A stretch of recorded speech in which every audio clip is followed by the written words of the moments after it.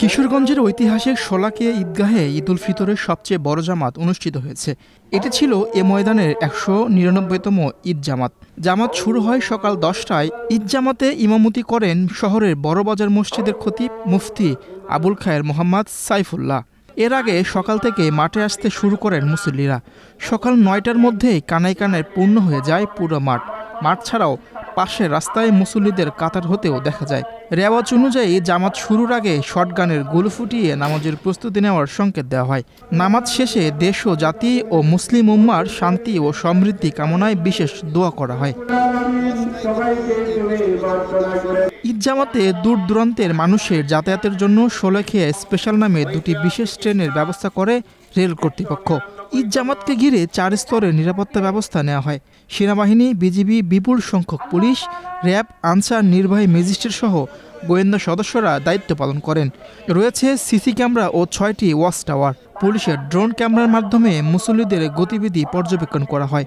মুসল্লিদের সহায়তার জন্য মাঠে বিপুল সংখ্যক স্বেচ্ছাসেবক, চিকিৎসক ও অগ্নি নির্বাপক দল দায়িত্ব পালন করেন। সুপিয়ে পানির ব্যবস্থা রাখা হয় প্রশাসন থেকে। শোলাকিয়া মাঠে আসছি, শুনছি এই মাঠ অনেক বড়। অনেকদিন পূর্বে থেকে ১৬ লক্ষ লোক নামাজ পড়ছে, বহু লোক নামাজ পড়ছে। ওই জন্য আমরা এখানে আসছি নামাজ পড়ার জন্য। আমি কালকে আসছি পাগলা মসজিদে যেমন নামাজ পড়ছি, আর আজকে এখানে আসছি শোলাকিয়া মাঠে জামাত পড়ার জন্য আর কি। ৩ বছর ধরে শোলাকিয়া নামাজ পড়ি, লাখ লাখ মানুষের সমাগম ভালো লাগে। শোলাকিয়া ঈদগাহ মাঠে আসছি যে এটা ১০০ বছরের একটি ঐতিহ্যবাহী মাঠ। এই জন্য এই মাঠে নামাজ পড়তে পেরে আমি নিজেকে ধন্য মনে করছি এবং এখানে আল্লাহর সান্নিধ্য পাওয়া যাবে এবং আমরা সবাই একত্রে এই মাঠে জামাত হয়ে নামাজ পড়তে পারবো। এই জন্যই আমরা এই মাঠে আসছি। গত বছরও ছিলাম, এখন এই বছর আসছি। আল্লাহ যেন হায়াতে বাঁচায় রাখলে সামনে আবার আসতে পারি। শোলাকিয়া ঈদের জামাতে নামাজ আদায় করেন পাট ও বস্ত্র প্রতিমন্ত্রী। তিনি বলেন, শোলাকিয়া জাতীয় ঈদগাহের মর্যাদা বহন করে, কিন্তু সে তুলনায় উন্নয়ন হয়নি। মাঠটি সংস্কার সহ উন্নয়নের যাবতীয় উদ্যোগ গ্রহণ করা হবে বলে জানিয়েছেন তিনি। ঈদগাহ মাঠ এটা আমাদের গর্ব, কিশোরগঞ্জের গর্ব, কিশোরগঞ্জের পরিচিতি শোলাকিয়া মাঠ দিয়ে। আজকে আমি এখানে ১৯৯তম ঈদের জামাতে অংশগ্রহণ করতে পেরে আমি খুবই আনন্দিত এবং গর্বিত। এই ঈদগাহ মাঠ জাতীয় ঈদগাহ মাঠের মর্যাদা বহন করে, কিন্তু সেভাবে সেটাও উন্নয়ন আসলে অতীত হয়ে ওঠে। আমরা আগামী দিনে এই মুসল্লিদের যাতে নামাজ সুন্দরভাবে পড়তে পারে, এটার উন্নয়ন, এটা সংস্কার সহ যাবতীয় কার্যক্রমে উদ্যোগ দেব ইনশাল্লাহ। আজকে ঈদের জামাতে সমবেত মুসল্লিয়ানদেরকে বর্তমান সরকারের মাননীয় প্রধানমন্ত্রী জনাব তারেক রহমানের পক্ষ থেকে ঈদের শুভেচ্ছা জানাই।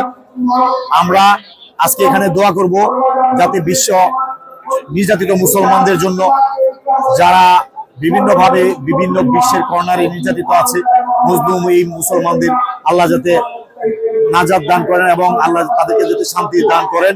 এই ময়দানে নামাজ আদায় করতে আসা এবং জামাত সফল করায় সংশ্লিষ্ট সবার প্রতি কৃতজ্ঞতা জানান স্থানীয় সংসদ সদস্য। এটা কিশোরবাসীর গর্ব। প্রতি বছরের ন্যায় ১৯৯তম ঈদুল ফিতরের জামাত অল্প কিছুক্ষণের মধ্যে অনুষ্ঠিত হবে। সারা দেশ থেকে ধর্মপ্রাণ মুসল্লিগণ এই ঈদগাহ ময়দানে নামাজ আদায়ের জন্য এসেছেন। আমরা তাদের সুস্বাস্থ্য কামনা করি এবং আশা করি তার উৎসবমুখর পরিবেশে ঈদুল ফিতর নামাজ অনুষ্ঠিত হবে এবং কোনো আশঙ্কার সম্ভাবনা নেই, কোনো রকমের দুর্ঘটনার সম্ভাবনা নেই। আমরা আশা করি যে ঈদুল ফিতর নামাজ শেষে ধর্মপ্রাণ মুসল্লিরা নিরাপদে তাদের বাড়িতে ফিরে যাবেন। কঠোর নিরাপত্তা ব্যবস্থার অংশ হিসেবে জায়নামাজ ও মোবাইল ছাড়া অন্য কোনো কিছু বহন করতে পারেননি মুসল্লিরা। শান্তিপূর্ণভাবে নামাজ আদায় করতে পেরে খুশি আগত মুসল্লিগণ।